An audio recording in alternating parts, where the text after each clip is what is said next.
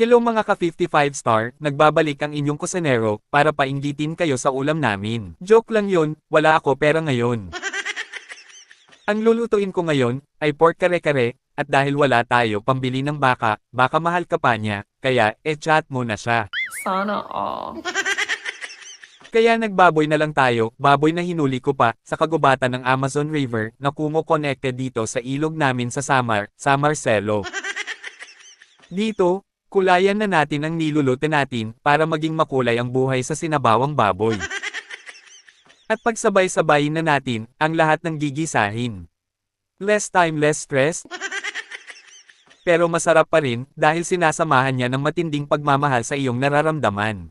Sana all. Sana all, may nagmamahal pa ba sa'yo? Kung wala, ako na lang.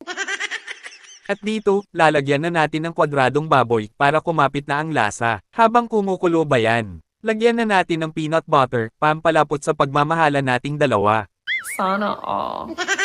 2 kutsara ng peanut butter, para sa salitang, love you. Sana all. Nilagyan ko na rin ng kakanggata, o unang piga ng gata, galing pa sa Batangas, para mas lumapot pa, ang pagmamahalan yung dalawa.